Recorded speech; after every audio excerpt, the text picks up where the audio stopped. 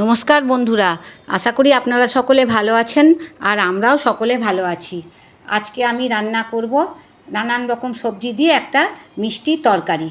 তো সেই সব সবজি আমি কেটে রেখেছি।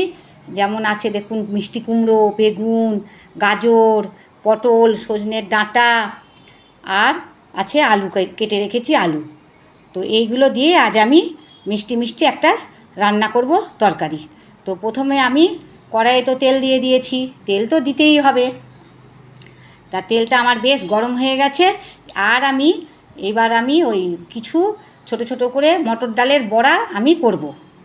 তা সেই তেলের মধ্যে আমি মটরের ডালের বড়াগুলোকে আমি এখন ছেড়ে দিলাম। তো দেখুন, আমার মটরের ডালের বড়া বেশ ভালোভাবেই ভাজা হয়ে গেছে। তা এইবার আমি মটরের ডালের বড়াগুলোকে তুলে নিলাম।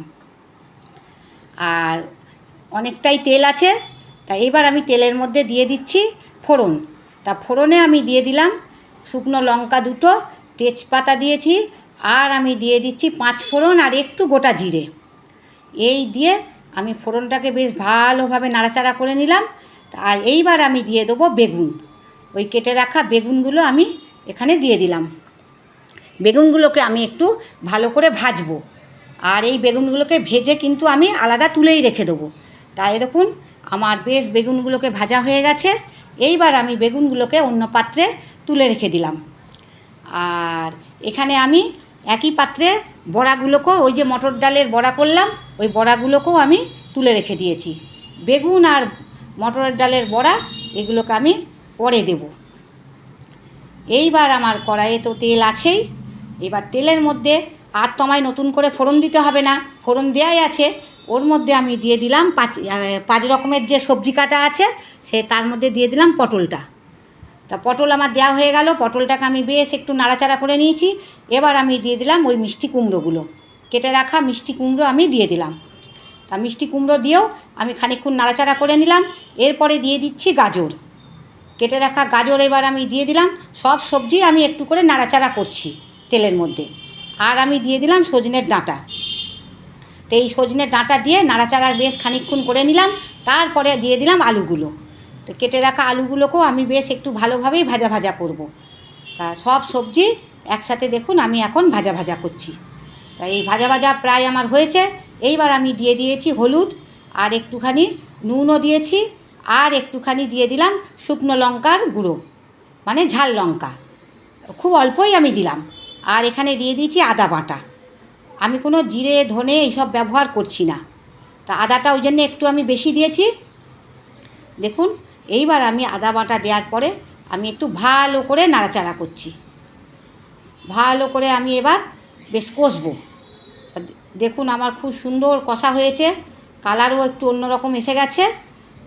ওই জন্যে আমি একটুখানি নাড়াচাড়াটা একটু ভালো করেই করলাম, যাতে সবজিগুলো একটু সেদ্ধ, মানে হালকা হালকা আমার ভাজাতেই সেদ্ধ হয়ে যাবে। তো এইবার আমি কিন্তু জল দিলাম খুবই অল্প, খুব বেশি আমি জল দিইনি। তারপরে আমি দিয়ে দিলাম ঢাকা। ঢাকাটা দিয়ে দেওয়ার পরে খানিকক্ষণ, এই 5-10 মিনিট বেশ হলো রান্না, তখন আমি ঢাকাটা খুললাম। তো দেখুন বন্ধুরা, আমার সবজি কিন্তু ভালোভাবে সিদ্ধ হয়ে গেছে। খুব যে জল দিয়ে সিদ্ধ করেছি আমি তা না, আমি গ্যাসের আঁচ একটু কমিয়েই দিয়েছিলাম। আচ্ছা, এবার আমার যেহেতু সব সবজি সিদ্ধ হয়ে গেছে, আমি ওপর থেকে দিয়ে দিলাম এইবার বেগুনগুলো দিয়ে দিলাম, নাহলে তো ঘাঁটা হয়ে যাবে বেশি বেগুন। আর দিয়ে দিলাম মটরের ডালের বড়া। দেখুন, আমার সব কিন্তু দেয়া হয়ে গেল, মটর ডালের বড়া, বেগুন। এইবার আমি আরেকটু নাড়াচাড়া করে নিচ্ছি, তাহলে বেগুনগুলো বেশি ঘাঁটা হয়ে যাবে না। এইবার আমি গ্যাসের আঁচ কমিয়ে দিয়ে আর একটু ঢাকা দিয়ে দিলাম। তা ঢাকাটা এবার আমি খুললাম। কত সুন্দর হয়েছে দেখুন। এরকম শুকনো শুকনোই তরকারিটা হবে, খুব বেশি ঝোল হবে না। আমি এরকম মাখা মাখাই রেখেছি। এই তরকারিটা ভাত দিয়ে তো ভালো লাগেই, রুটি দিয়েও খেতে খুবই ভালো লাগে।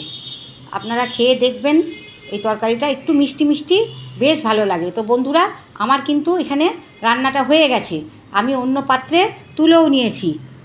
আর সবাই ভালো থাকবেন, আমার এই রান্না দেখছেন।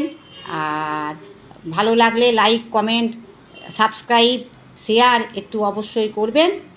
আর আবার আমি অন্য কোনো রান্না নিয়ে আবার আপনাদের সামনে আসবো। আজ আসি।